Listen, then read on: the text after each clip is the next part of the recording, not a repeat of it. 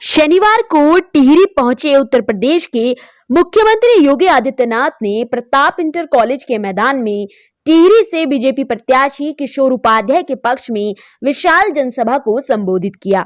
उन्होंने कहा कि मैं किशोर उपाध्याय को पिछले 15 सालों से जानता हूं और उनको कांग्रेस की डूबती नाव को काफी पहले ही छोड़ देना चाहिए था। उन्होंने किशोर उपाध्याय के पक्ष में लोगों को वोट देने की अपील करते हुए कहा, आज केंद्र में हमारी सरकार है और उत्तर प्रदेश में भी बीजेपी की सरकार बनने जा रही है, इसलिए उत्तराखंड में भी बीजेपी को जितना आप सबके हाथ में है। उन्होंने जनता को संबोधित करते हुए कहा, उत्तर प्रदेश में हमने तमाम वांटेड निपटा दिए हैं, परंतु कोई अगर बच गया होगा तो वो उत्तराखंड में आकर यहाँ पर तोड़फोड़ ना करे।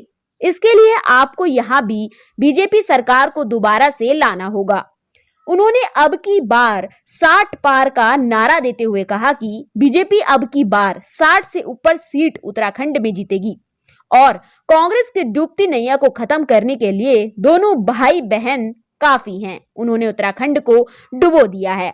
बीजेपी प्रत्याशी किशोर उपाध्याय ने जनता से वोट देने की अपील करते हुए उनके हाथों को मजबूती प्रदान करने की अपील भी की।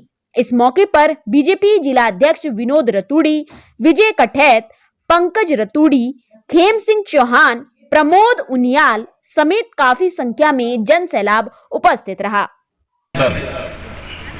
जानी जाती है, इसको कोटि कोटि नमन कर रहा हूं। आप सबका मैं इस अवसर पर अभिनंदन करता हूं। का जोश खरोश महिलाओं में, नौजवानों में, बुजुर्गों में, और ऐसा लगता था कि जैसे पूरी की पूरी घेरी उमड़ पड़ी हो। आपने देखा होगा छतों में जिस तरह से, वहाँ भी देखिए जब गए तो वहाँ लोग जो है ऐसे लपक रहे थे उनके दर्शनों को। तो हमारे आध्यात्मिक पुंज भी है और राजनीति के शौर्य भी है, निश्चित रूप से उसका असर पड़ेगा।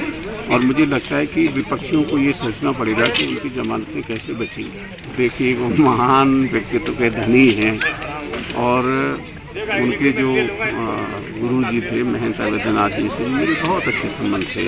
उनके साथ ही मेरे बहुत अच्छे संबंध रहे हैं, लेकिन मैं उनको कभी प्रदर्शित नहीं करता। ये मेरा सौभाग्य है कि मेरे ख्याल से इस देश का राजनीतिक पटल का ऐसा कोई बड़ा नेता नहीं होगा जो किशोर उपाध्याय का नाम नहीं जानता होगा। अपने मुंह से कहिए तो उससे उसका कोई प्रभाव नहीं होता। निश्चित रूप से उन्होंने मुझे कहा था, उन्होंने जगह का नाम भी बताया, उन्होंने मुझे बधाई भी दी उसके बाद जो है फ़ोन करके कि आपने जो है पहले मेरी बात मान लेते तो ज़्यादा अच्छा था। मैं उनका आभारी हूँ कि मेरे मन में, उनके मन में मेरे प्रति इतना स्नेह, प्रेम और आशीर्वाद की भावना है और निश्चित रूप से वो फलीभूत होगी।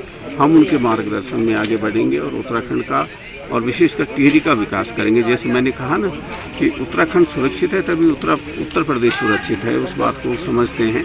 और दोनों मिलकर के जो है एक नया विकासशील और जो बहुत उन्नत भारत हम लोग बनाएंगे। मेरी कोशिश होगी कि टिहरी विधानसभा क्षेत्र पूरे देश में नंबर 1 पर रहे। जो 2-3 काम यहाँ पर रह गए हैं, इस बार जनता का आशीर्वाद मुझे मिल रहा है, उसको मैं पूरा करूँगा। और विशेषकर ओबीसी का जो बड़ा मसला है उसमें मैं उनका मार्गदर्शन लेकर के और केंद्र सरकार से यहाँ टिहरी को ओबीसी घोषित करूँगा। यूके लाइव उत्तराखंड, जुनून सच दिखाने का।